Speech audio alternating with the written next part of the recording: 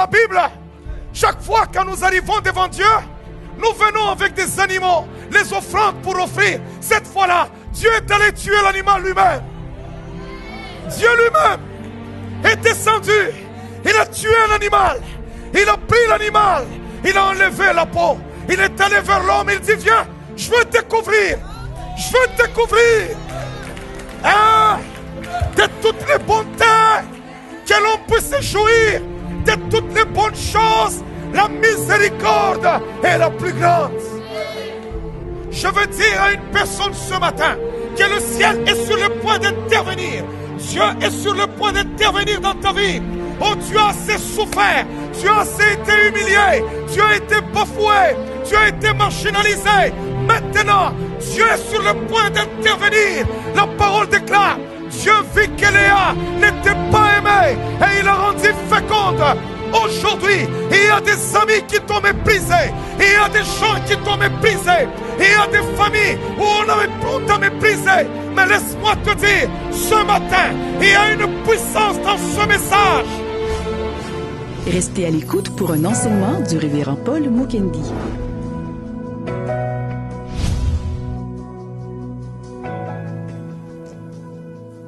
La miséricorde. Beaucoup de gens pensent que lorsque nous parlons de la miséricorde, c'est seulement lorsqu'une personne a péché. Oui, lorsqu'on a péché, on a besoin de sa miséricorde. Mais la miséricorde est plus que ça. Lorsqu'on est misérable, on a besoin de sa miséricorde. Lorsqu'on est pauvre, on a besoin de sa pitié, on a besoin de sa miséricorde. Alléluia. Une faveur accordée à une personne qui souffre s'appelle la compassion. C'est la miséricorde. Alléluia. Il y a des gens pas dignes, disqualifiés. Ces gens-là ont besoin de la miséricorde. Alléluia. C'est très important. Un pécheur qui s'en va tout droit en enfer a besoin de la miséricorde de Dieu pour être sauvé. Et j'ai besoin de parler ce matin, que tu sois pécheur ou que tu sois chrétien, tous on a besoin de la miséricorde.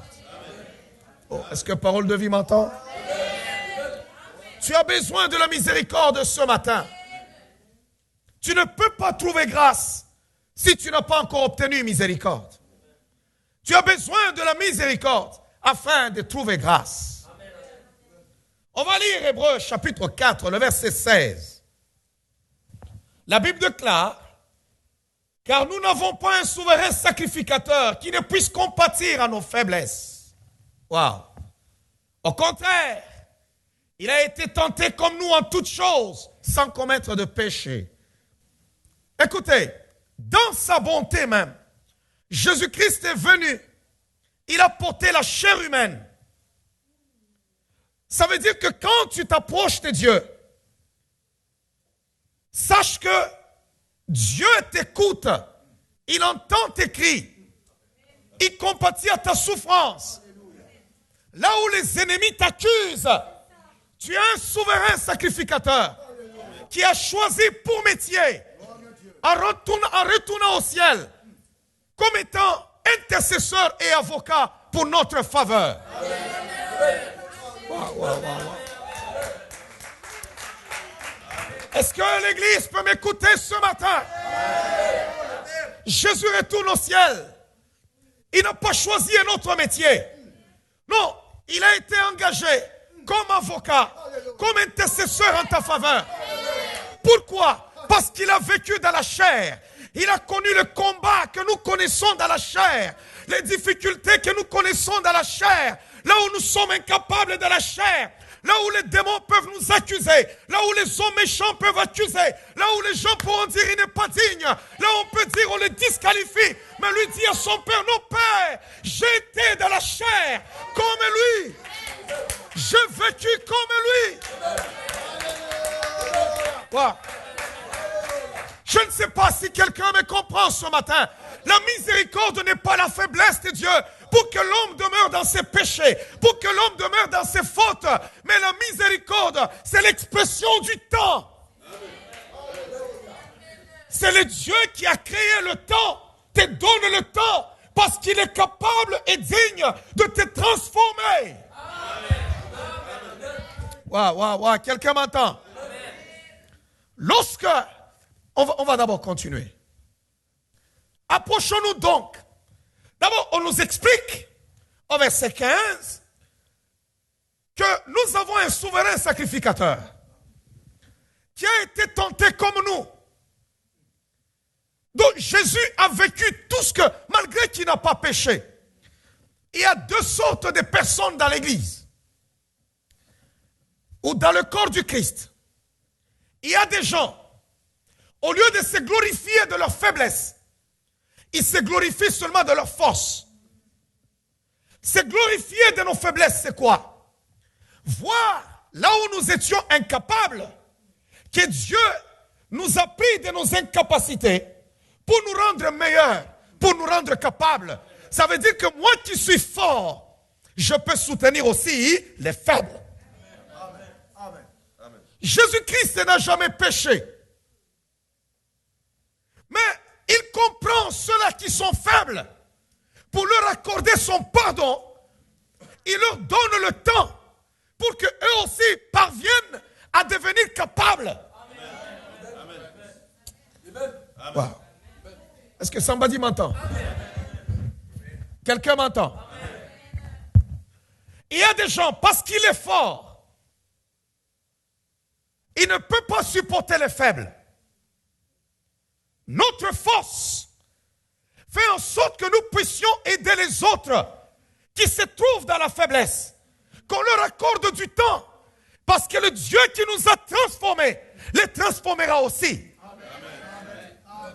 La miséricorde, c'est la prolongation de la compassion de Dieu. Est-ce que vous comprenez? C'est une prolongation. Il y a le facteur temps dans la miséricorde. Voilà pourquoi l'homme que Dieu a créé à son image a péché dans le jardin d'Éden. Au lieu que Dieu le rejette, mais Dieu met déjà le plan du salut. C'est ça la miséricorde. C'est la miséricorde qui fait de la race humaine la race spéciale devant Dieu. C'est la miséricorde. En dehors de ça, rien du tout.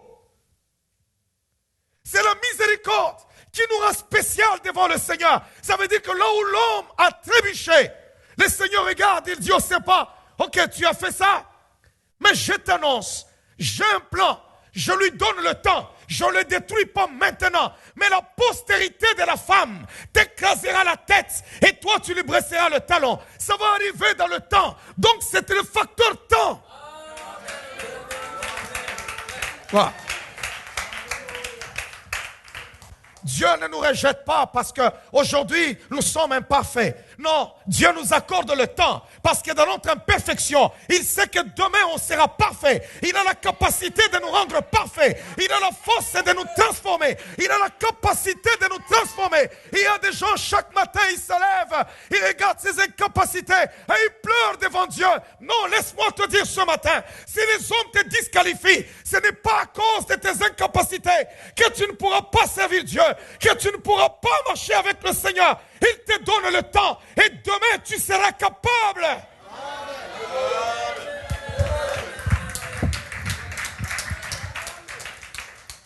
Demain, tu seras capable. Dis d'abord à ton voisin, demain, tu seras capable. Non, est-ce que tu peux le lui dire, demain, je serai capable. Moi qui suis assis à tes côtés, je serai capable. Je serai capable. Je serai capable. Regardez cet homme que Dieu a voulu choisir qui s'appelle Moïse. Un homme colérique. Très colérique. Et dans sa colère, Moïse tuait. Moïse ne blaguait pas. Il tue.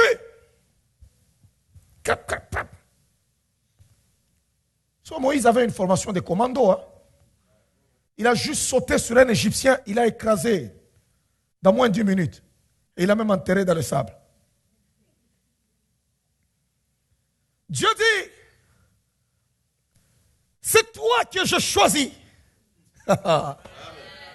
Naturellement, on choisit un homme patient pour conduire un peuple au cou raide, comme Dieu lui-même le dit.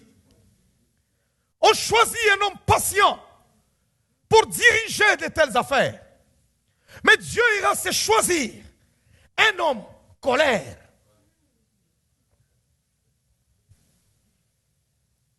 Moïse dit non, pas moi. Il fait avec lui un voyage au désert, au pays de Jéthro. Là, il ira transformer Moïse. Et la journée où il a présenté Moïse au monde, tout le monde a été d'accord de dire que c'est l'homme le plus patient de toute la terre. Oh. C'est l'homme le plus patient. Je crois à la puissance de notre Seigneur. Église, ne tuez pas vos frères, ne tuez pas vos sœurs, ne tuez pas les gens qui ont un avenir avec Dieu à cause de leur faiblesse du moment. Parce que leur faiblesse d'aujourd'hui ne sera pas leur faiblesse de demain.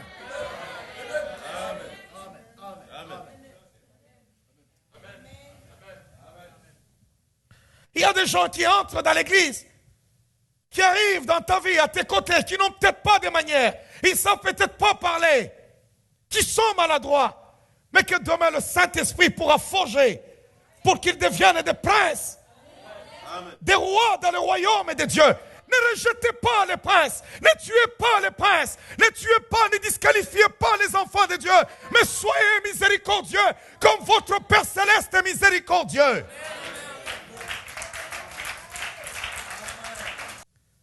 La miséricorde de Dieu, c'est ce qui fait que Dieu soit patient envers nous. Amen. Alléluia. C'est la patience de Dieu envers nous.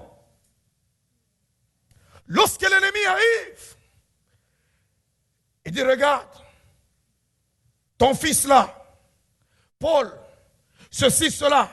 Dieu regarde et dit, Satan, j'ai déjà achevé avec lui avant de commencer.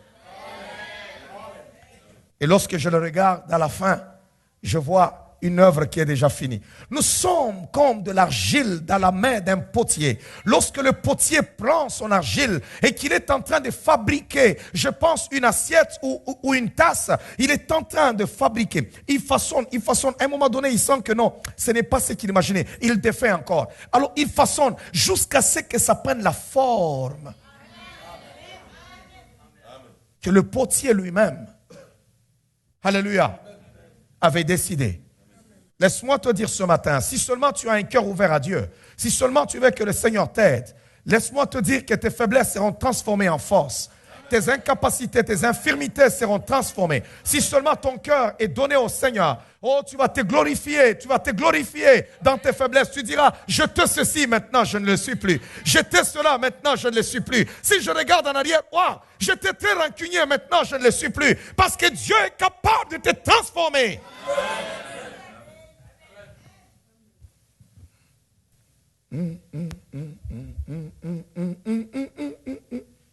Quelqu'un m'entend?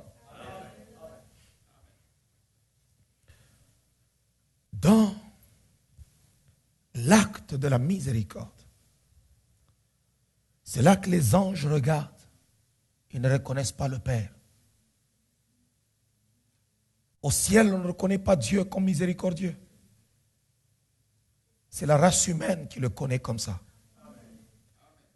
Selon la parole du Seigneur dans le livre de 2 Pierre chapitre 2, le verset 4. Pendant qu'on nous prépare ce verset, vous devez comprendre que la Bible dit, approchons-nous donc du trône de la grâce, afin d'obtenir miséricorde.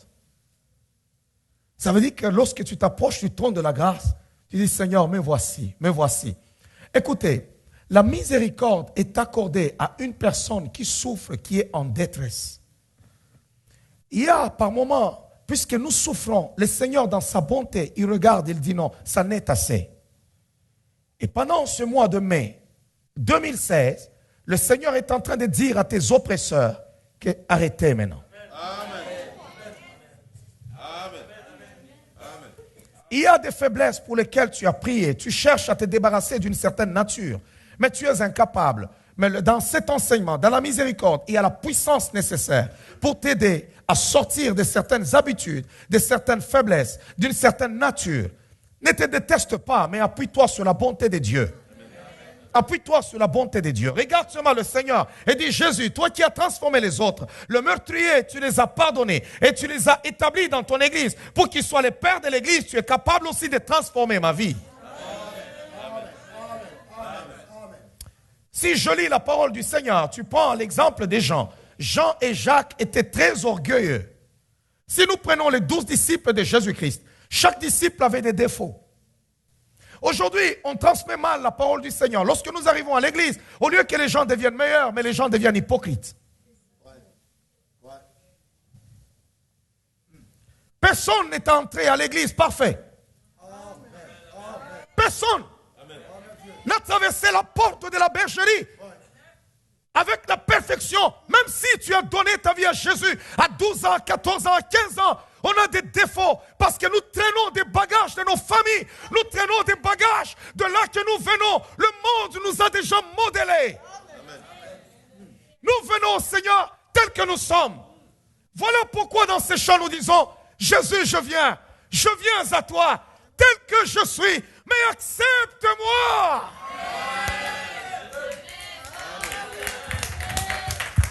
Accepte-moi. Prends-moi, Seigneur. Cela ne veut pas dire que je veux demeurer comme ça jusqu'à la fin du temps. Mais Jésus, accepte-moi. Donne-moi le temps que tu as donné à Paul et je serai transformé. Donne-moi le temps que tu as donné à Pierre, je serai transformé. Donne-moi le temps que tu as donné aux autres. Donne-moi le temps que tu as donné à Moïse. Donne-moi le temps que tu as donné aux saints. Moi aussi, je serai transformé. Je prie le ciel ce matin, que Dieu t'accorde le temps, que Dieu t'accorde le temps. Amen.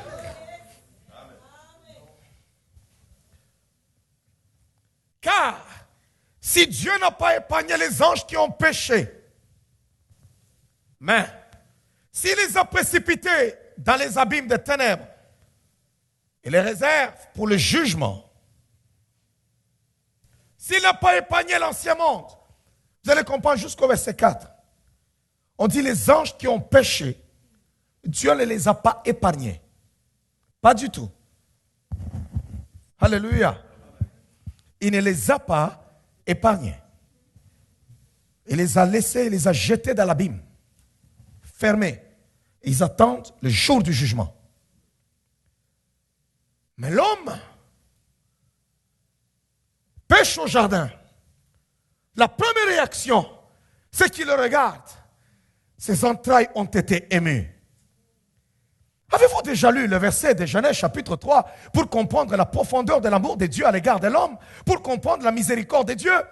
Lorsque l'homme a péché, la parole déclare, la femme a mangé, a donné à son mari.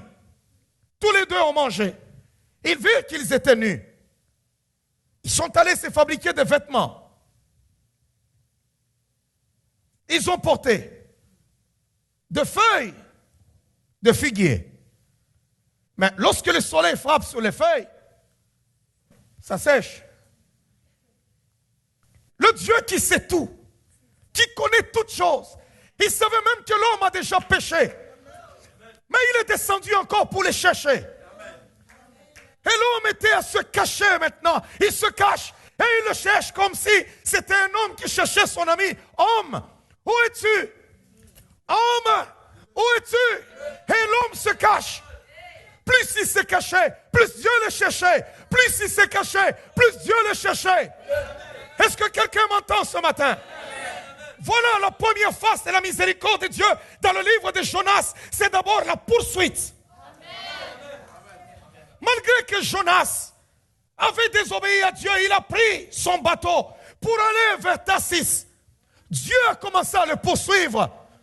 Il dit, ce jeune homme est sur le point de rater sa vie. Il est sur le point d'aller loin de moi. Je veux le poursuivre pour le ramener sur le droit chemin. Je suis en train de parler ce matin que Dieu est en train de poursuivre la vie de quelqu'un afin que tu te ramènes sur le droit chemin. Waouh. Est-ce qu'on peut me projeter Jonas chapitre 1er, le verset 1er jusqu'au verset 4? Est-ce que somebody m'entend? Est-ce que quelqu'un m'entend ce matin? Homme, où es-tu? Hey, l'homme dit à sa femme, il est là. Il vient, il nous avait dit de ne pas manger là-bas. Avez-vous déjà trahi quelqu'un? C'est honteux. C'est humiliant. Vous savez, lorsque tu trahis une personne, mais s'il n'est pas au courant, tu peux me mettre là, tu t'en sors. Mais lorsque tu sais qu'il va me trouver nu, ça va se savoir.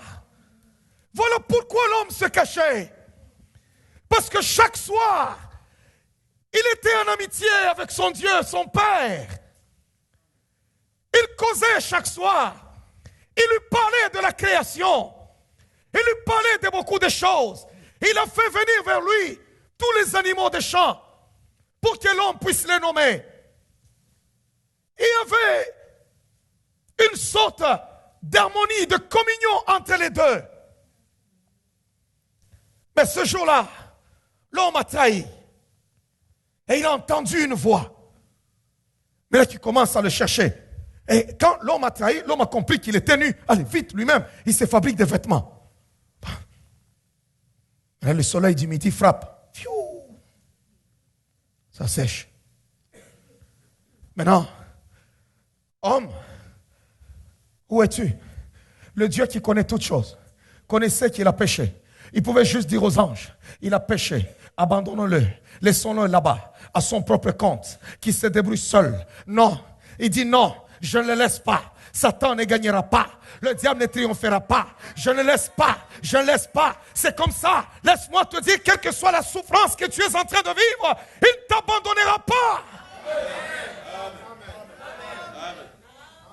Il descend pour chercher l'homme. Il descend. Homme, où es-tu? Homme. L'homme lui répond maintenant de sa cachette. J'ai entendu ta voix. J'ai vu que j'étais nu. Et je me suis caché. Qui t'a dit que tu es nu? Qui t'a dit? Non, la femme que tu m'as donnée m'a donné le fruit. Je mangeais. Oh. Il se retourne. Toi, serpent, puisque tu as fait ça, tu seras maudit. Et il y aura ceci. Au lieu de maudire l'homme, il ne le maudit pas. Il lui dit, le sol sera maudit à cause de toi. Puisque tu as péché contre ma sainteté, il doit y avoir une punition. Mais la punition, je ne la jette pas sur toi, je la jette sur le sol. Le sol sera maudit à cause de toi. Et, bien-aimé, la grâce a pardonné. Dieu part, il laisse l'homme dans le jardin. Mais sa justice vient pour lui dire le matin, non, tout pécheur doit mourir. L'homme ne peut plus rester dans le jardin. Alors un ange est allé pour les chasser du jardin. On les chasse du jardin pour qu'ils soient abandonnés. Mais avant cela, Dieu dit à l'homme, écoute, malgré que ma justice te chasse, mais j'ai un plan pour toi. Tout ne sera pas comme ça. Ça sera rétabli. La relation entre toi et moi sera rétablie. Parce que j'enverrai quelqu'un pour venir te sauver. Je viendrai. Mon fils viendra. Écoute, serpent, tu vas te réjouir pour un temps. Mais il y a un moment où la postérité de la femme viendra. Il t'écrasera le talon. L'homme sort tout nu, honteux dans le jardin. Dieu dit non, je ne peux pas le laisser comme ça. Malgré qu'il a péché. Non, selon mes grandes compassions, je dois couvrir. C'est un roi. C'est un roi. Pour la première fois dans la Bible, chaque fois que nous arrivons devant Dieu, nous venons avec des animaux, les offrandes pour offrir. Cette fois-là, Dieu est allé tuer l'animal lui-même. Dieu lui-même est descendu. Il a tué un animal. Il a pris l'animal. Il a enlevé la peau. Il est allé vers l'homme. Il dit, viens, je veux te couvrir. Je veux te couvrir. Hein? De toutes les bontés que l'on peut se jouir. De toutes les bonnes choses. La miséricorde est la plus grande.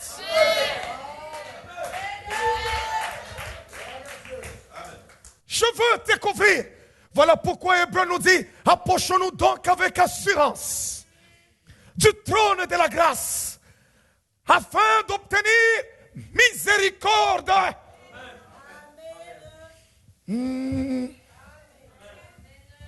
Je pense qu'en ce jour-là, aucun ange ne comprenait plus le Père. Tous le regardaient pour dire, mais écoutez, c'est pas lui ça. Lui, quand tu fais quelque chose, il te précipite. On t'enferme dans l'abîme. Mais cette fois-là, ils vont même tuer un animal. Le premier animal a été tué sur cette terre. C'est Dieu lui-même qui a enlevé la vie. C'est Dieu lui-même. C'est le premier sacrifice pour couvrir l'homme. Cela annonçait le sacrifice de Jésus-Christ qui viendra mourir pour nous afin de nous revêtir de cette gloire que nous avons perdue dans le jardin d'Éden. Jonas.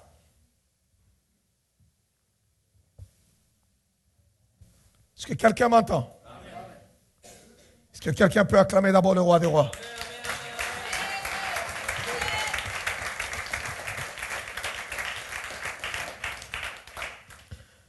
Je veux dire à quelqu'un ce matin que Dieu te poursuit.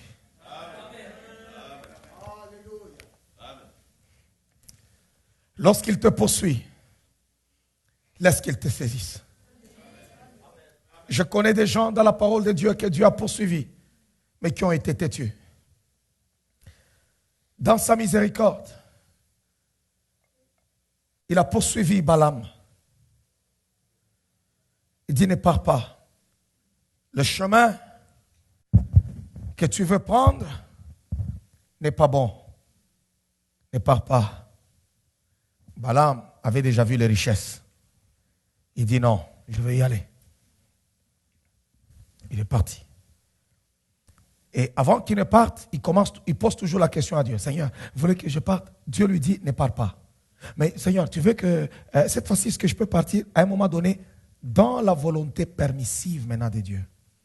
Dans la colère, Dieu lui dit, ok, pars. Pendant qu'il selle son âne et il se met en chemin, Dieu le poursuit. Pour qu'il ne parte pas. Mais il était têtu. Il voulait seulement aller. Au point où son âne a vu l'ange de l'Éternel qui a agité l'épée. Et l'âne a bougé pour ne pas partir. Balaam le frappe encore, jusqu'à ce que Dieu, dans sa miséricorde, a ouvert même la bouche de l'âne. Pour une fois depuis la création, un animal a parlé, on a entendu sa voix. L'ânesse lui dit, ne suis-je pas ton âne que tu montes tous les jours? Il y a quelque chose qui ne marche pas là. Dieu lui a ouvert les yeux, il a vu l'ange de l'Éternel. Et l'ange lui dit, si cette ânesse ne s'était pas détournée de moi, j'allais t'arracher la tête. Dieu, tu as tellement de la valeur à ses yeux. Tu as tellement du prix à ses yeux. Oh, je veux dire à quelqu'un, Ne cherche pas d'abord à compter pour les gens. Laisse-moi te dire aujourd'hui que Dieu est capable de libérer l'armée des cieux pour venir te libérer toi parce que tu es son enfant.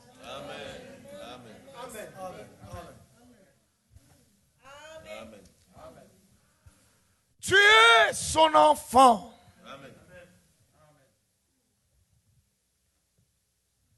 Jonas.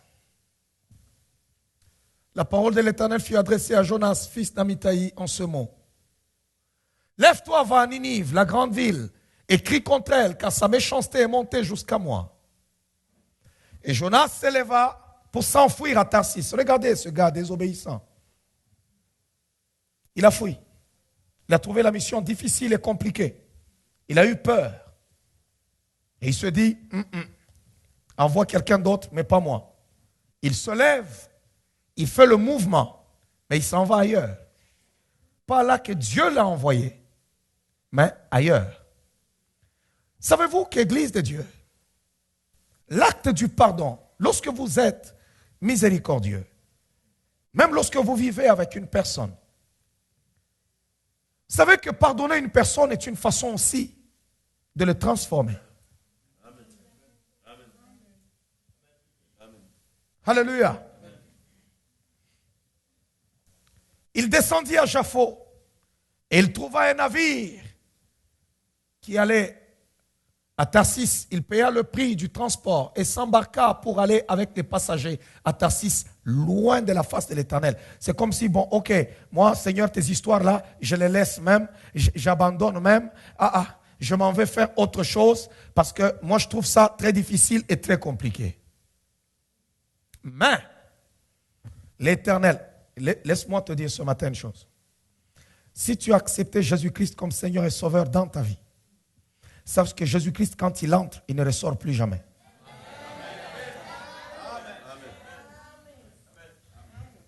Tu as provoqué un problème sérieux. Il va te suivre partout.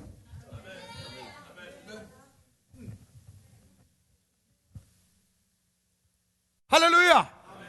Il va te suivre partout. Si tu veux aller loin de lui, que tu sois aux études, il va te poursuivre aux études. Que ce soit au travail, il va te poursuivre au travail. La Bible dit, mais l'Éternel fit souffler sur la mer un vent impétueux.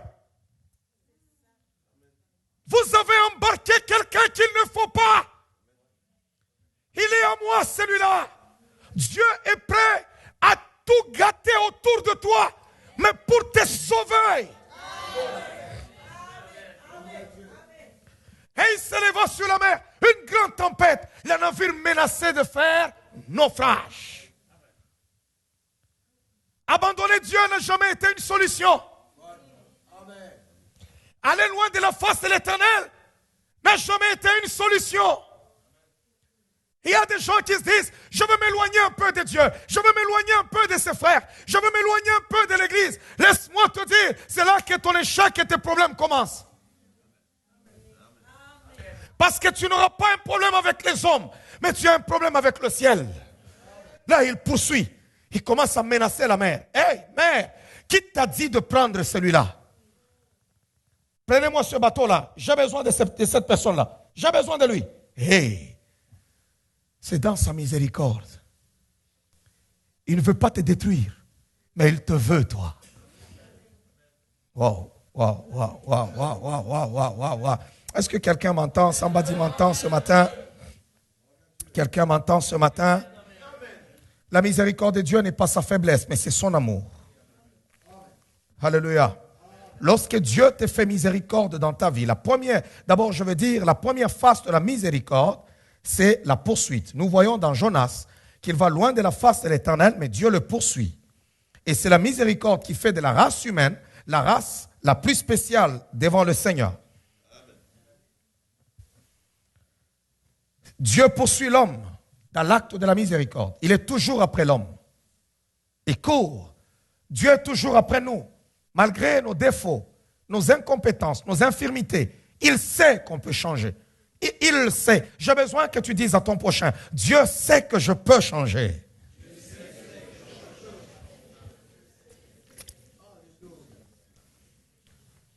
Est-ce que je peux élever maintenant la prédication un peu plus haut?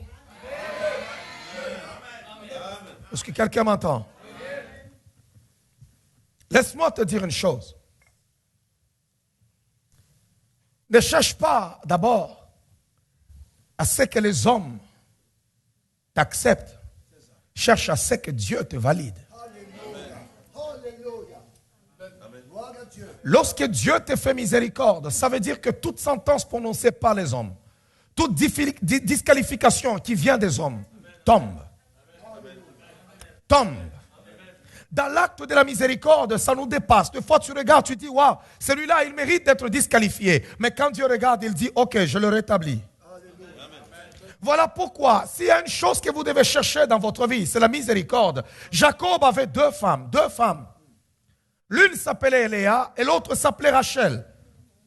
La parole déclare que Jacob aimait Rachel. Lorsqu'il est arrivé chez Laban, c'est Rachel qu'il voulait. Et la parole précise qu'elle était belle de taille et de figure. Elle était fort belle. Mais cependant, au lieu de donner Rachel, son beau-père lui a d'abord donné Léa, qui était l'aînée. Parce qu'il lui dit, écoute, tu ne peux pas épouser la cadette avant l'aînée, ce n'est pas la coutume ici. La cadette ne peut pas partir et l'aîné restait là. Non.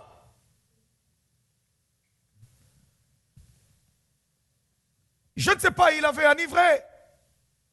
Et Jacob s'est retrouvé qu'il avait passé la nuit avec Léa. Et il est devenu sa femme. Elle est devenue sa femme plutôt par accident. De force. Alors il lui dit, travaille encore pour moi, pour payer la dot, si tu veux toujours Rachel. C'est un autre enseignement. C'est un homme méchant qui exploitait l'autre. Il a travaillé. On lui a donné Rachel. Et il se retrouva avec deux femmes. Laisse-moi te dire que dans ce mariage-là, Léa n'était pas aimée. Et la Bible dit qu'elle avait des yeux délicats. On ne dit rien à propos de sa beauté. On nous parle seulement qu'elle avait des yeux délicats. Mais Rachel, on nous dit qu'elle était belle de figure et de taille. Lorsque Jacob se levait, on le voyait même dans ses agissements, dans son cœur, qu'il aimait Rachel. C'était son choix. Et Léa devait suivre. C'est pas facile de vivre dans ces conditions. Mais toutes les deux femmes avaient un problème. Elles étaient stériles. Toutes les deux. Et la parole déclare, pendant qu'ils vivaient dans leur ménage, pendant qu'ils vivaient avec ces deux femmes, Dieu, dans sa miséricorde, vit que Léa n'était pas aimée et il la rendit féconde. Oh, je suis en train de dire à quelqu'un ici que Dieu voit ta souffrance, Dieu voit ta misère et il est prêt maintenant d'intervenir. Pourquoi? Parce que tu souffres injustement. Il la rendit féconde. Pourquoi? Il ne supportait pas qu'elle puisse vivre l'humiliation, qu'elle puisse vivre le rejet.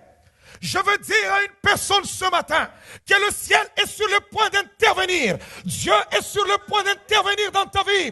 Oh, tu as assez souffert, tu as assez été humilié, tu as été bafoué, tu as été marginalisé. Maintenant, Dieu est sur le point d'intervenir. La parole déclare, Dieu vit que Léa n'était pas aimée et il la rendit féconde.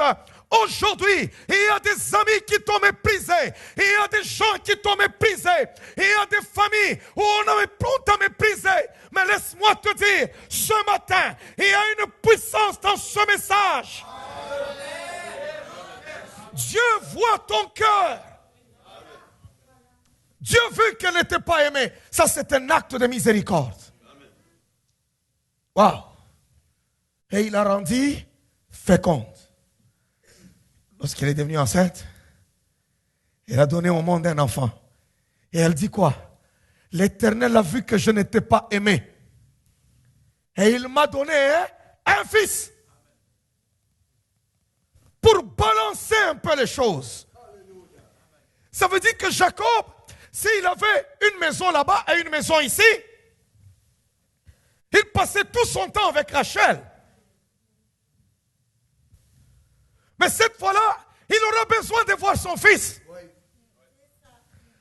Alors il va plus passer le temps avec Léa.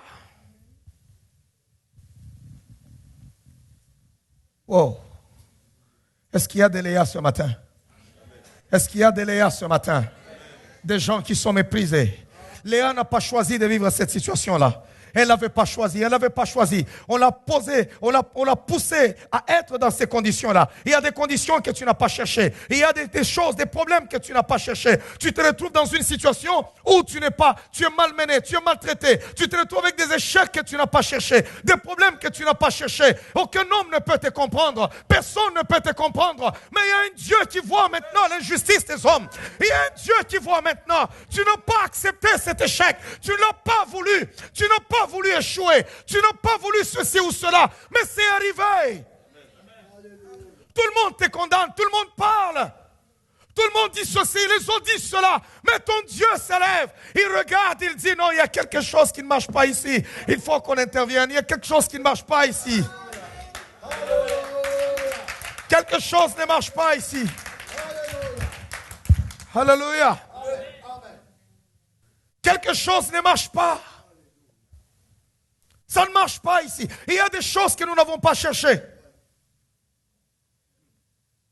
Des fois, tu pensais que tu allais réussir. Mais tu sens que l'échec est venu à ta porte. Tu ne l'as pas cherché. Tu étais honnête au fond de ton cœur. Léa, c'était cette jeune fille qui était dans la maison de son père. Elle attendait aussi son prince charmant. Mais son père l'a poussée dans cette direction. Elle se retrouve dans une maison où toute sa vie est compliquée. Mais laisse-moi te dire, tout ce qui est courbé peut être redressé. Tout ce qui est gondolé peut être redressé. Le Seigneur a la capacité, la puissance de redresser tout ce qui est courbé. Seigneur, je ne vis que tristesse sur tristesse. Il y a des moments où les hommes peuvent condamner. Mais personne ne sait. Vous savez, s'il fallait donner des conseils à Léa, elle vient te voir. Tu commences à lui parler. Écoute comment on gère un homme. C'est pourquoi il y a certaines choses dans la vie. Ce n'est pas à cause des conseils, comment on gère, comment on fait. Il y a des affaires qui dépendent de l'Éternel. Parce que si Dieu ne te sauve pas, tu peux utiliser tout ce que tu veux, mais ça ne passera pas. Tu dis seulement, Seigneur, j'ai besoin de la miséricorde. Que ta miséricorde tombe sur ma maison et ma vie sera redressée.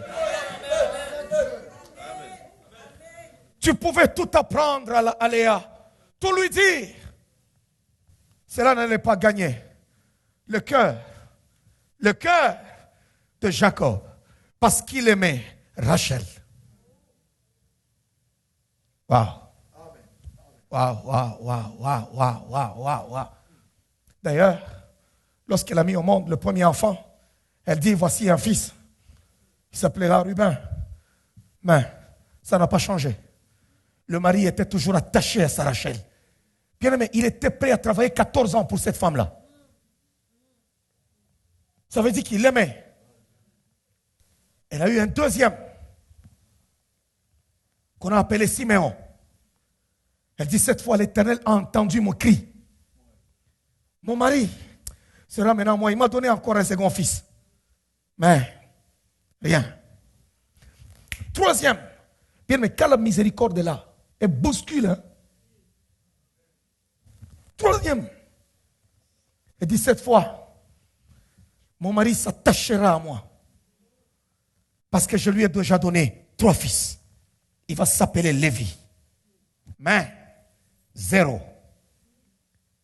Il me demande un 4e. C'est là qu'il a compris que j'ai juste besoin de celui qui siège dans les cieux. J'ai juste besoin d'élever mes yeux et de lui dire, répands encore sur moi ta grâce. Elle dit, cette fois, je louerai l'Éternel. Je ne veux plus me battre avec ma sœur. Je ne veux plus utiliser les principes des hommes. Maintenant, je veux seulement m'approcher du trône de la grâce. Maintenant, je m'approcherai du trône de la grâce. On l'a appelé Judas. Dans l'acte de la miséricorde, lorsque Judas est venu au monde, cela est allé accomplir la promesse qui était suspendue dans le jardin d'Éden, qui disait la postérité de la femme t'écrasera la tête. Et c'est en ce jour-là, elle lui donne le nom de Judas en élevant le trône de Dieu. Et en ce jour-là, la sémence qui avait été promise a trouvé un ancêtre. Et Jésus-Christ est devenu le lion de la tribu de Judas.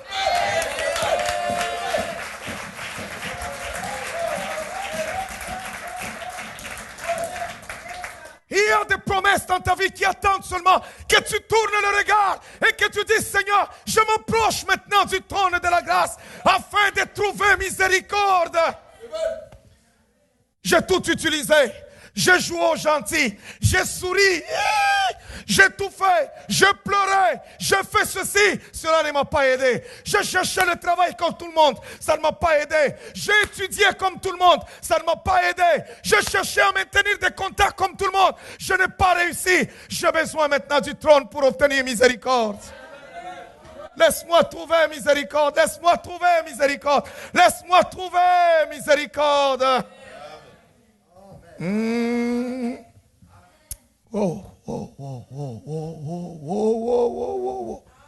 Est-ce que somebody m'entend?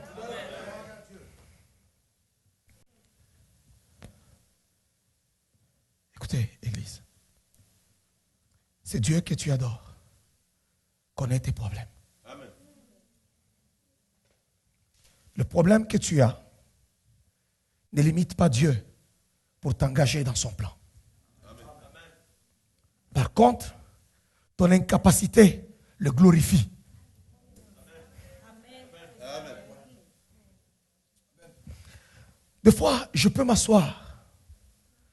Souvent, lorsque nous prêchons, lorsque Dieu élève nos vies, lorsque Dieu nous établit, lorsque Dieu bénit nos vies, tout ce que nous faisons, c'est quoi? C'est expliquer nos exploits. Combien d'heures on a prié? Combien de sacrifices on a fait? Mais lorsque Dieu nous choisit, il n'y a personne qui avait fait un sacrifice encore. Amen. Personne. Personne. Tout ce que nous vivons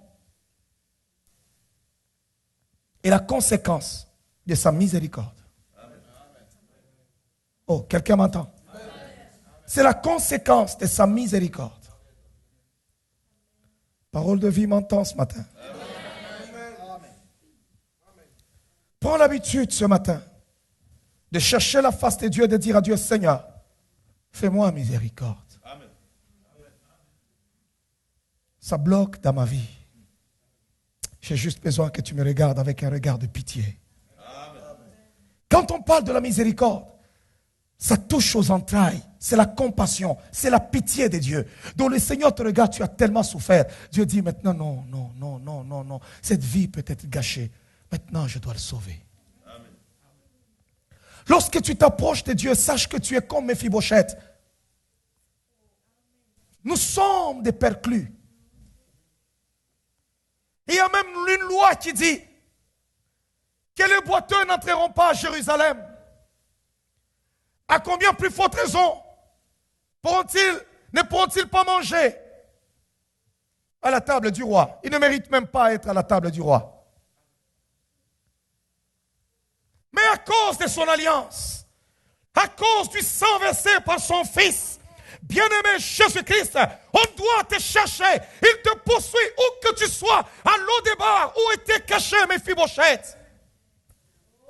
Il va poser la question, n'y a-t-il pas quelqu'un de la maison de Saül à qui je dois faire du bien? Amen. On lui dit, Seigneur, il y a quelqu'un, il y a un jeune homme, il n'est pas ici, il est perclus des 2 pieds, il ne sait pas marcher. Il y a une loi qui dit que les boiteux, les aveugles n'entrent pas à Jérusalem. Ils ne peuvent pas entrer. Mais à cause de sa miséricorde, la loi de Jérusalem sera violée.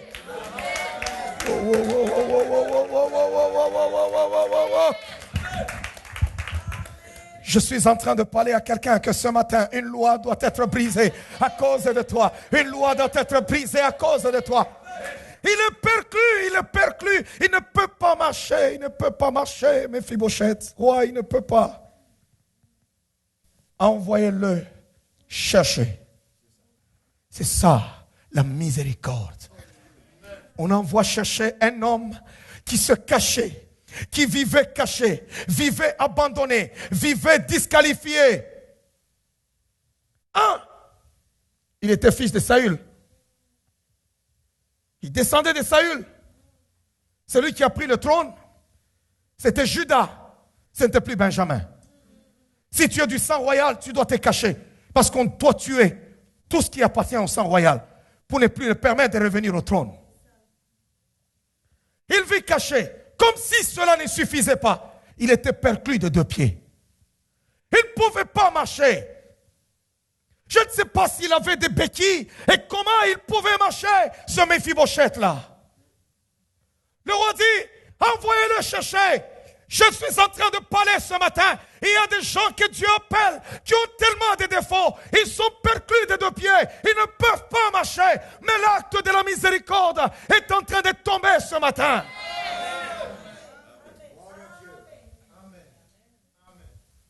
On l'amène.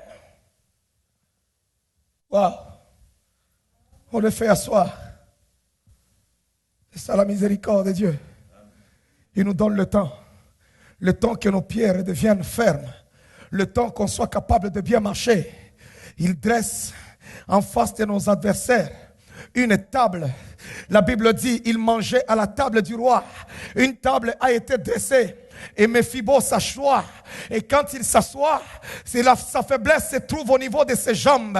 Et bien aimé, quand tu le regardes au niveau du tronc, tu ne vois pas ses défauts, tu ne vois pas ses problèmes. Laisse-moi te dire ce matin, ne regarde pas tes jambes, ne regarde pas tes défauts. Oh bien aimé, le Seigneur est l'habit de ta gloire. Dieu est l'habit de ta gloire. La miséricorde, c'est l'habit de sa gloire. Bien aimé, l'habit que tu dois porter, c'est la miséricorde de Dieu. L'habit que tu dois porter, c'est la miséricorde de Dieu. Quand tu te présentes devant tes ennemis, ne te présente pas avec ta justice, ne te présente pas devant les hommes à cause de tes mérites, mais présente-toi devant les hommes avec la miséricorde de Dieu. Tu dis non, me voici, me voici, me voici. Je suis perclus, je ne peux pas marcher. Vous m'avez déjà disqualifié, mais le roi m'a appelé. Vous m'avez déjà banni, mais le roi m'a appelé. Qui que tu sois, Joab, chef de l'armée, mais si le roi m'a déjà appelé, tu n'y peux rien. Tu n'y peux rien. Tu n'y peux rien. Laisse-moi te dire ce matin, les hommes ne sont pas Dieu. Tout ce qui a été prononcé sur ta vie, toute condamnation sur ta vie, je suis en train de l'annuler. Je suis en train de l'annuler. Au nom de Jésus-Christ, j'annule maintenant toute condamnation sur ta vie. Toute sentence tombe sur ta vie. Je l'annule maintenant. Au nom de Jésus-Christ. Est-ce que je peux parler à la vie de quelqu'un? Est-ce que je peux parler à ta vie ce matin? Oh, il y a un Dieu qui poursuit ta vie parce que tu souffres.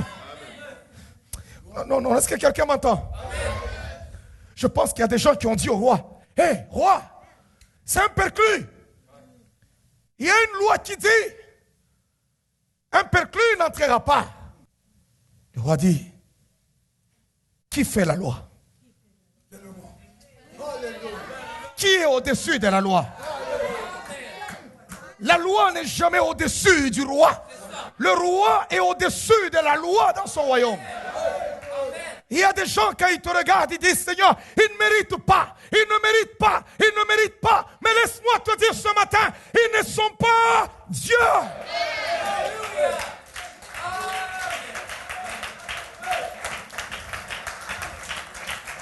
Ils ne sont pas Dieu. Tu peux ne pas m'aimer. n'est pas t'aimer. Mais laisse-moi te dire que Dieu t'aime.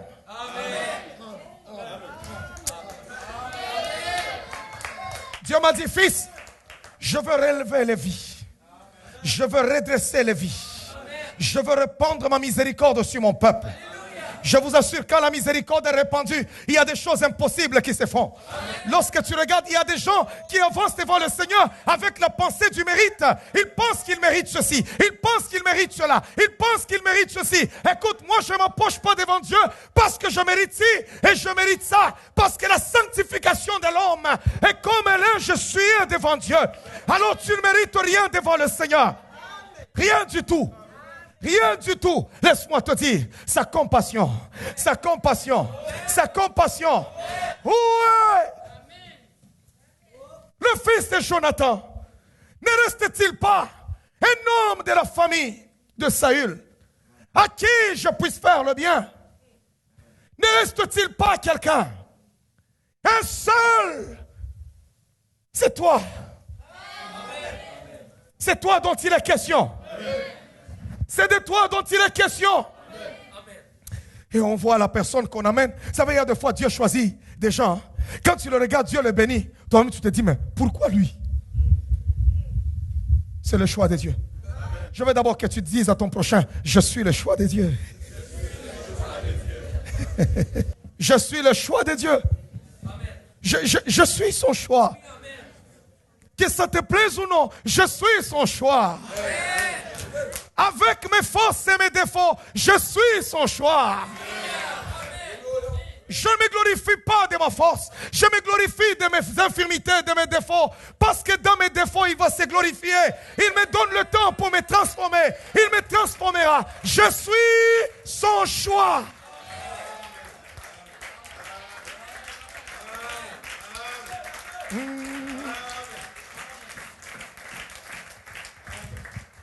Est-ce que quelqu'un m'entend? Quelqu'un m'entend? Je suis son choix. Oh, dis-le d'abord à ton voisin, je suis le choix de Dieu. Non, non, non, déclare ce matin, déclare.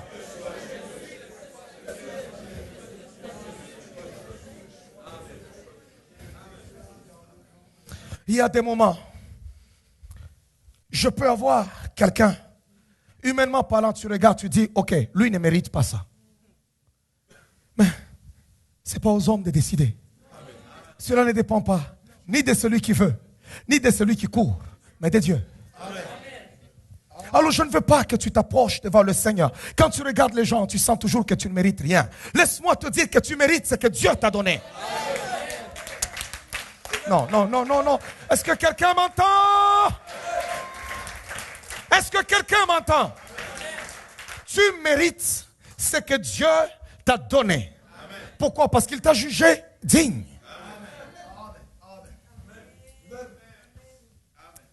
Regardez, pendant que nous sommes là, debout, on nous projette Jean chapitre 8. Jean chapitre 8. Et vous me suivez avec le cœur. J'aime quand vous me suivez avec passion. C'est un enseignement qui ne peut pas te laisser là, en train de le regarder comme ça. Non, ouvre ton cœur et tu verras vraiment la gloire et la puissance de Dieu. Amen. Alléluia. Amen. Est-ce que quelqu'un m'entend? Amen. Jean, chapitre 8. On commence au verset 1er. Le livre de Jean. Vous savez, si vous lisez la parole du Seigneur, vous allez comprendre une chose, que le livre de Jean, c'est un livre de confrontation. C'est un livre de débat. C'est dans le livre de Jean que vous voyez chaque fois on cherchait à lapider Jésus-Christ. Pourquoi? Parce que c'est sa divinité face à la religion. Dans la religion, il y a certaines choses, quand on regarde, on dit, toi tu mérites et toi tu ne mérites pas. Dans le livre de Jean, c'est là que nous voyons la piscine de Bethesda a cette portique qu'on appelle la portique de la miséricorde. C'est dans le livre de Jean. Dans le livre de Jean, c'est là qu'on voit Jésus-Christ dans toute sa divinité. C'est là qu'on voit Jésus-Christ dans sa divinité. On le voit. Il arrive Oh, j'aime ce Dieu-là. Parce que dans le livre des Jean, quand on voit Dieu, le premier attribut de Dieu, c'est son amour, sa miséricorde. C'est pourquoi ça choquait.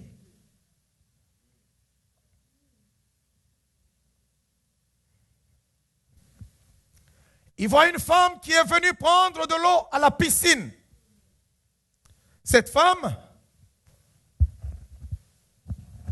ne va pas chercher de l'eau à 6 heures du matin, comme tout le monde. Mais elle est arrivée là-bas au puits de Jacob à 12 heures, à midi. Or, si vous allez dans le village, on va chercher l'eau très tôt le matin. C'est avec cette eau qu'on va préparer la journée, la maison. Personne ne va puiser l'eau à midi. Cette femme ne pouvait pas aller comme tout le monde. Pourquoi elle avait un problème? Son problème, c'était quoi? C'était une femme qui changeait de mari tous les jours. La Samaritaine. C'est pourquoi le Seigneur lui dit, femme, où est ton mari? Elle dit, je n'en ai pas. Et dans la parole de connaissance, le Seigneur lui dit, et celui que tu as n'est pas à toi. Ça veut dire que la femme samaritaine, quand elle arrive chez toi, elle frappe à la porte. Dès que tu la regardes, tu le petit trou, tu vois, c'est elle. Tu dis non. Et il n'y a rien de ce que tu demandes. Parce qu'il suffit qu'elle regarde seulement ton mari, c'est fini.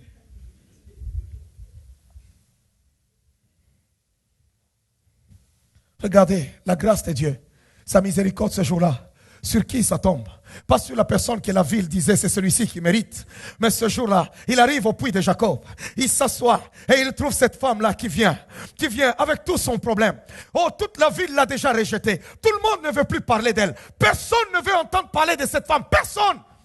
Voilà pourquoi elle doit sortir. Elle avait l'opprobre sur elle. Elle doit sortir pendant qu'il n'y avait personne pour aller au puits de Jacob et prendre son eau. Mais ce jour-là, elle a trouvé un homme qui est assis. Et cet homme lui dit, écoute femme, donne-moi à boire.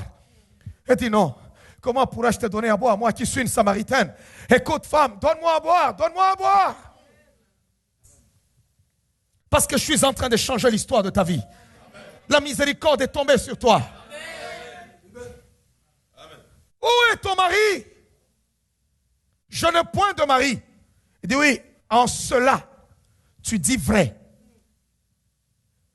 Parce que tu en as eu 5. Et celui que tu as, 6, n'est pas à toi. Et moi qui suis là, je suis maintenant le 7e. Et je viens pour entrer dans ta vie et changer l'histoire de ta vie.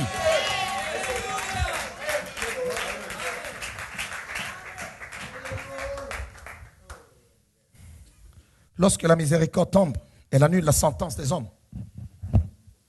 Cette femme a laissé sa cruche. Elle retourne dans la ville. Les mêmes personnes qui refusaient de l'écouter. Elle leur dit, écoutez, j'ai trouvé le Messie. Les mêmes gens qui pouvaient dire, toi, on ne peut pas écouter quelque chose qui sort de ta bouche. Bien-aimé, quand la miséricorde tombe sur toi, même les gens qui ne te respectaient pas vont te respecter. Les gens qui ne te faisaient pas confiance, ils te feront confiance. La miséricorde.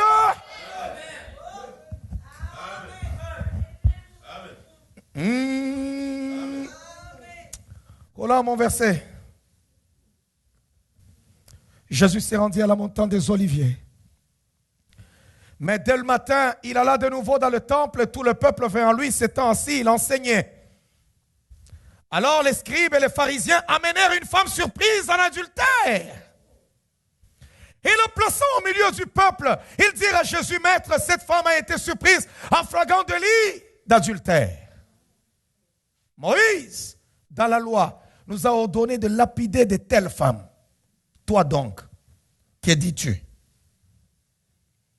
Il disait cela pour l'éprouver, afin de pouvoir l'accuser. Mais Jésus s'étant baissé, écrivait avec le doigt sur la terre. Ils sont venus, ils amènent cette femme. Leur question, que dis-tu? Il y avait 2 possibilités.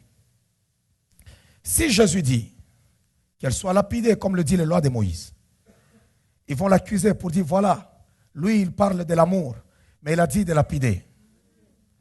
S'il dit, pardonnez-la, ils vont dire, voilà, C'est un faux prophète parce qu'il annule la loi de Moïse. La situation était difficile. Trop compliquée même. Parce qu'ils savaient qu'ils l'ont pris dans un piège. Sache que Dieu ne peut pas se retrouver dans un piège. Quel que soit ce qui se passe dans ta vie, laisse-moi te dire que Dieu a toujours une porte pour toi.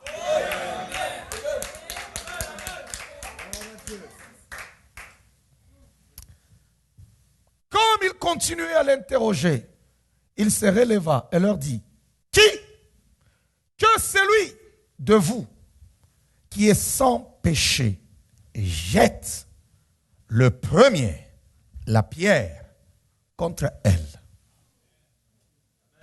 Wow. C'était compliqué, je vous dis. Ils avaient des grosses pierres parce qu'il fallait lapidation. Moïse nous a dit de les lapider. Qu'est-ce que toi tu dis? Ce n'est pas parce que ce que cette femme avait fait était correct. Non.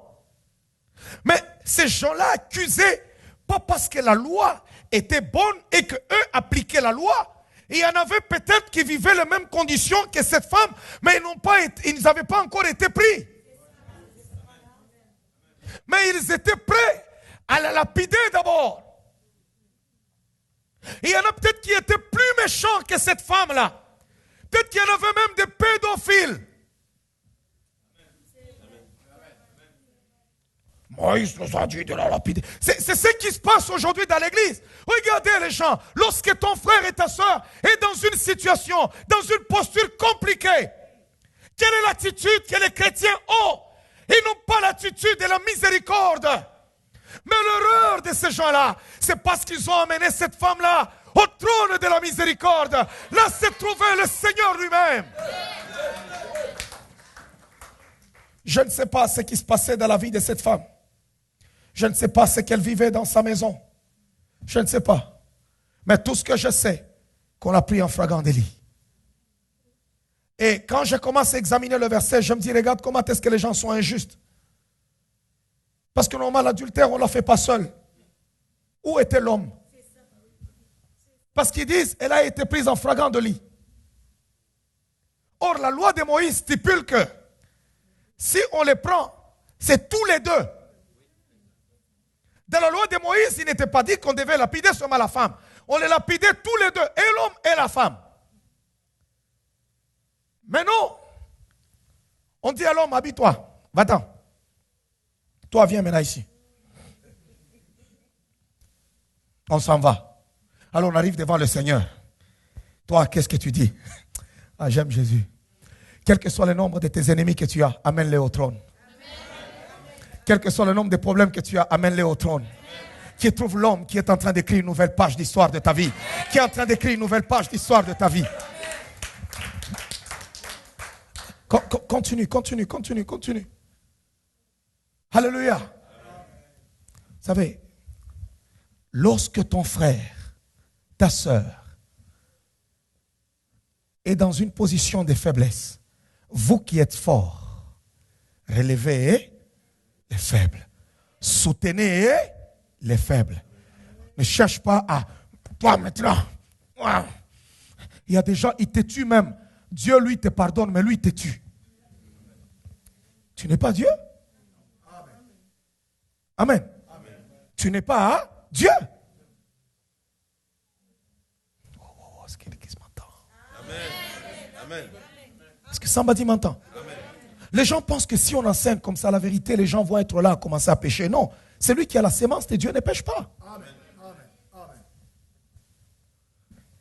Et s'étant de nouveau baissé, il écrivait sur la terre. Il leur a juste répondu, celui d'entre vous qui n'a jamais péché, qui jette le premier la pierre sur cette femme. Des fois, je regardais, tu peux suivre à la télévision, vous regardez aux informations ce qui se passe. Il y avait des scandales qui se passaient, je ne sais pas. Il y avait le joueur du golf, Tiger Woods. C'était horrible. Mais ces gens-là qui passent aux informations, tous c'est des gros méchants. Qui d'entre eux ne fait pas ce que Tiger Woods fait? Et ils sont là. Oui. Et il a fait. C'est ça le monde. Et cette mentalité-là, aujourd'hui, sans compassion est dans l'église. Vous allez trouver des gens, on dirait que eux, ils sont sans faute et sans péché. Quand ils traitent les problèmes des autres, c'est sans compassion et sans miséricorde. Il y a un Dieu qui est miséricordieux, qui t'aime ce matin. Oh, je veux te dire ce matin, il t'aime. Le verset 9. Quand ils entendirent cela accusés par leur conscience, ils se retirèrent un à un, depuis le plus âgé jusqu'au dernier.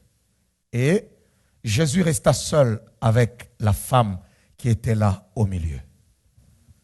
Continuez. Alors, s'étant relevé, et ne voyant plus que la femme, Jésus lui dit, « Femme, où sont ceux qui t'accusaient ?» Je veux te poser la question ce matin. Lorsque la puissance et la miséricorde agissent dans ta vie, il y a une question que je veux te poser. Où sont ceux qui t'accusaient? Parce qu'aucune accusation reste avec puissance et force devant celui à qui Dieu a fait miséricorde. Aucune. Quelle que soit la force de tes accusateurs, l'éloquence de tes accusateurs, lorsque, bien-aimé, la miséricorde frappe sur ta vie, elle confond les accusations. Femme, où sont ceux qui t'accusaient? Le problème qui se situe des fois dans ta vie, c'est parce qu'il y a des gens qui t'accusent. Mais la miséricorde de Dieu, lorsqu'elle est répandue, elle bloque les accusations. Elle neutralise les accusations. Savez-vous qu'une vie peut souffrir? Pourquoi? Parce qu'il y a des doigts qui sont pointés à ta direction. Il ne mérite pas. Il ne mérite pas. Elle ne mérite pas. Pourquoi lui? Pourquoi ceci? Il y a des gens qui ne vont pas t'aimer à cause, je ne sais pas, de ton pays. Les autres ne vont pas t'aimer à cause de ta couleur de peau. Les autres ne vont pas t'aimer à cause de ton niveau d'études. Les autres ne vont pas t'aimer à cause que tu ne les plais pas. Les autres ne vont pas t'aimer à cause de ton péché. Les autres ne vont pas t'aimer à cause de ceci ou cela. Mais laisse-moi te dire, tu as juste besoin d'une chose, la miséricorde. Amen. Où sont ceux qui t'accusaient? Personne ne t'a-t-il condamné? Waouh, waouh. Personne? Elle répondit, non Seigneur. Jésus lui dit, je ne te condamne pas non plus. Va et ne pêche plus. Waouh, regardez la miséricorde. Regardez ce que ça peut faire. Je pense que cette femme a été redressée, bien aimée, toute sa vie. Elle a été reconstruite, retapée, bien-aimée, sauvée, guérie pour toute sa vie.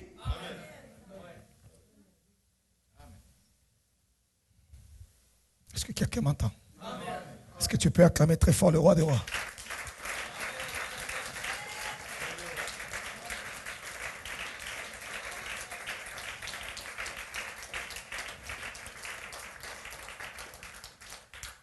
Est-ce que somebody m'entend? Je pense que ce matin, Dieu est en train de relever la vie de quelqu'un. Tu as besoin peut-être de la miséricorde. Peut-être toi, c'est par rapport à ta famille. Tu es disqualifié, tu es banni. Peut-être que toi, c'est dans ton milieu de travail. Peut-être que toi, c'est dans ta maison. Peut-être que toi, c'est dans ton mariage. Peut-être que toi, c'est dans tes amitiés, dans les affaires. Chacun a des problèmes à son niveau. Et ce matin, le Dieu que je prêche, le message que tu entends est accompagné par une force, par une puissance pour élever ta vie. Oh, peut-être que toi, tu es allé loin de Dieu. Peut-être que Dieu est en train de te poursuivre ce matin. C'est la première face de la miséricorde de Dieu. Dieu poursuit l'homme. Dieu est en train de chercher la vie de quelqu'un ce matin. Il est en train de te chercher. Il y a des combats que tu vis, des problèmes que tu vis dans ta vie. C'est peut-être, ce n'est pas parce que l'ennemi te combat, mais ces choses-là peuvent venir de l'Éternel parce qu'il te cherche. Il te cherche. Il veut que tu retournes vers lui. Il veut que tu sois encore en sa présence. Il te cherche. Tu n'es plus dans la présence de Dieu. Il te cherche. C'est difficile d'entendre la vie de prière dans ta vie. Il est en train de te chercher. Tu as du mal à prier. Oh, Dieu était habitué de t'entendre chaque matin ou chaque soir. Il te voyait en sa présence. Tu avais le temps de parler à ton Dieu, de crier devant le Seigneur. Mais maintenant, il ne te voit plus. Alors le Seigneur te cherche. Il y a trop de problèmes à tes côtés. Ne lis pas seulement les démons. Ne délie pas seulement les démons. Mais regarde seulement, Seigneur, il y a quelque chose qui ne marche pas. Je suis allé loin de toi comme Jonas. Et tu me poursuis maintenant. Tu me poursuis. Dieu te poursuit. Dieu te poursuit. Dieu te poursuit. Il veut te trouver. Laisse-toi trouver. Laisse-toi trouver. Laisse-toi trouver afin qu'il te ramène. Afin qu'il te ramène vers lui. Qu'il te ramène en sa présence. Qu'il te ramène.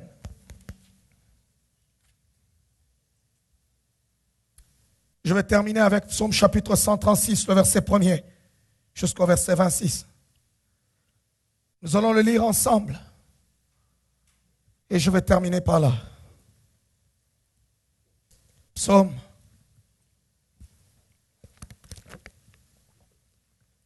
chapitre 136. Quelqu'un m'entend?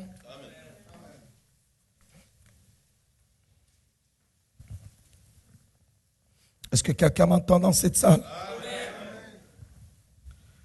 Est-ce que parole de vie écoute cette parole avec joie? Ta vie est en train d'être redressée. Ne laisse pas que les hommes t'écrasent avec leur accusation. Parce que Romains chapitre 8 nous dit, il n'y a donc point de condamnation pour ceux qui sont en Jésus-Christ. Tu es affranchi. Je brise toute condamnation d'homme sur ta vie. Je le cancelle et j'implore la miséricorde de Dieu. Dieu accorde la miséricorde à tous ceux-là qui souffrent, à ceux-là qui sont dans la misère. Dieu voit ta misère maintenant. Tu souffres avec ton entreprise. Tu essayes, ça ne marche pas. Tu essayes, ça ne marche pas. Il y a une compétition, des fois une compétition déloyale à ton égard. Oh bien-aimé, ça ne marche pas. Oh, ce matin, la miséricorde tombe sur toi. La miséricorde tombe sur toi. Et arrête de condamner tout le temps les autres comme si toi, tu n'as jamais péché. Sois aussi miséricordieux. La Bible dit, soyez miséricordieux parce que votre Père Céleste est miséricordieux. Heureux ceux qui accordent, qui sont miséricordieux parce qu'ils obtiendront miséricorde. Bienheureux, c'est ce que la parole de Dieu déclare ce matin. Amen. Mais ce matin, je veux que tu obtiennes la miséricorde. La Bible dit, louez l'Éternel car il est bon. Vous allez juste m'aider d'une chose. C'est le seul psaume de la Bible où on le termine seulement avec sa miséricorde. Je vais, moi, lire la première phrase. Vous terminez avec la dernière. Car sa miséricorde durera toujours. Est-ce que je peux entendre toute l'église? Louez l'Éternel car il est bon. Louez le Dieu des cieux, le Dieu des dieux. Louez le Seigneur des seigneurs. Est-ce que vous comprenez? Louez le Seigneur des seigneurs. Louez le Dieu des dieux. Louez-le parce qu'il est bon, car sa miséricorde. Donc sa bonté, les louanges que nous faisons, tout ce que Dieu fait est objet de sa miséricorde. Amen. Si la miséricorde n'existe plus, la bonté de Dieu n'existe plus. Car sa miséricorde dure à toujours. C'est lui seul qui fait des grands prodiges. Car sa miséricorde dure à toujours. C'est lui qui a fait les cieux avec intelligence. Car sa miséricorde dure à toujours. C'est lui qui a étendu la terre sur les eaux. Car sa miséricorde dure à toujours. C'est lui qui a fait les grands luminaires. Car sa miséricorde dure à toujours. Le soleil pour présider au jour, car sa miséricorde durera toujours. La lune et les étoiles pour présider la nuit, car sa miséricorde durera toujours. C'est lui qui frappa les Égyptiens dans leur premier-né, car sa miséricorde durera toujours. Et fit sortir Israël du milieu d'eux, à main forte et à bras étendus, car sa miséricorde durera toujours. C'est lui qui coupa en deux la mer rouge. Pourquoi la Bible commence à mentionner les exploits de Dieu pour délivrer son peuple? Parce qu'il y a des moments où la délivrance dans notre vie dépend maintenant de certaines choses. La main de Pharaon nous assiège. On pleure, on crie. Il voit notre misère. Alors il descend pour nous délivrer de la main de Pharaon. Ça, c'est l'expression de sa miséricorde. C'est pourquoi on dit, il a divisé la mer Rouge. Il y a des moments, les eaux nous empêchent de traverser.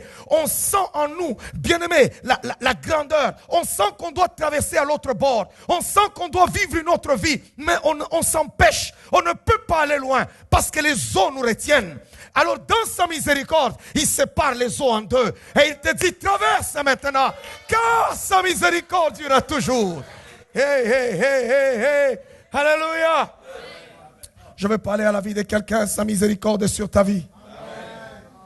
Qui fit passer Israël au milieu d'elle, car sa miséricorde durera toujours. Et précipita Pharaon et son armée dans la mer Rouge. C'est lui qui conduisit son peuple dans le désert, car sa miséricorde durera toujours. C'est lui qui frappa des grands rois, qui tua des rois puissants. À cause de toi, il y a des gens qui vont marcher la tête inclinée. À cause de toi, la main de Dieu va maintenant se fâcher contre certaines personnes. Et tu as du prix à ses yeux. Laisse-moi te dire, il a tué et brisé de puissants rois. Il y a des forces des ténèbres qui combattent ta vie. Il y a des gens qui se sont donnés comme métier combattre ta vie. S'il y a des puissances, s'il y a des hommes qui sont sorciers, qui sont méchants, qui sont princes dans le royaume des ténèbres, qui courent après ta vie, maintenant ils seront brisés. Car sa miséricorde durera toujours. Oh, quelqu'un m'entend, quelqu'un m'entend. Personne ne va s'élever contre tes affaires. Personne ne va s'élever contre tes enfants. Personne ne va s'élever contre ton mariage. Personne ne s'élèvera contre ta destinée. Car sa miséricorde durera toujours. Quiconque s'élèvera contre toi tombera à ton pouvoir. Car sa miséricorde durera toujours. Sion, roi des Amoréens. Et Og, roi des Basan. Ces deux rois se sont opposés à Israël pour qu'ils ne puissent pas traverser et aller dans la terre promise. Il y a des choses qui te résistent. Tu sens que tu veux aller loin, mais il y a une puissance qui te retient. Aujourd'hui, par la puissance, par l'expression de la miséricorde de Dieu, je suis en train d'arrêter toutes les forces des ténèbres, toutes les puissances qui résistent à ta vie, en ma qualité d'homme et de Dieu, en ma qualité de ministre de l'évangile, en ma qualité d'oracle de l'Éternel. Je brise cela et je proclame sur ta vie une année de miséricorde où tu vas marcher la tête haute et non pas la tête inclinée, car sa miséricorde durera toujours. Et donna leur pays en héritage. En héritage à Israël, son serviteur. Celui qui se souvient de nous quand nous étions humiliés. Oh, est-ce que quelqu'un a-t-il déjà connu l'humiliation? Je suis en train de parler de quelqu'un dans cette salle, que tout celui qui a connu l'humiliation, je ne sais pas dans quoi tu es en train de passer, quelle est l'humiliation que tu es en train de vivre cette année. Laisse-moi te dire une chose, car sa miséricorde durera toujours. Tu vas sortir de cette humiliation. Tu vas sortir de cette humiliation. Tu vas sortir. Dieu est en train de relever maintenant. Amen. Dieu est en train de relever.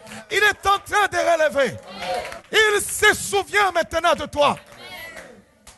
Il y a des moments où tu regardes comme ça. Vous savez, chacun peut vivre l'humiliation à tous les niveaux. Hein? Tu peux vivre ça au travail. Tu peux vivre ça dans ta famille. Tu peux vivre ça dans ta maison. Tu peux vivre ça vis-à-vis du monde, vis-à-vis des gens. Mais laisse-moi te dire, dans sa miséricorde, il te regarde maintenant. Il dit que non, mon fils a marché trop longtemps, la face inclinée. Je veux le relever maintenant. Je vais relever son visage. Et sache maintenant, quand il relève son visage, ton visage, ça veut dire qu'il t'accorde ce dont tu avais besoin. Amen. Tout ce qui a porté l'opprobre dans ta vie est ôté. Le verset 24. Et nous délivra de nos oppresseurs. Il va te délivrer de tes oppresseurs. 26. C'est lui qui donne la nourriture à toute chair. Ne passe plus le temps. Seigneur, donne-moi à manger, donne-moi les vêtements. Non, dans sa miséricorde, il a déjà prouvé pour toi. Amen. Maintenant, quand on parle de la nourriture, hein, toi qui as besoin du travail et tu ne trouves pas, sache qu'aujourd'hui, tu as trouvé un travail. Amen. Parce que c'est le travail qui nous donne la nourriture. On ne peut pas avoir la nourriture si on n'a pas le travail. Je suis en train de parler à quelqu'un. Tu n'auras pas un travail comme tout le monde. Tu vas avoir le travail que tu désires. Parce que, bien-aimé, sa miséricorde dure. Louez le Dieu des cieux. Waouh, waouh, waouh, waouh, waouh, waouh, waouh. Gloire à Dieu, gloire à Dieu.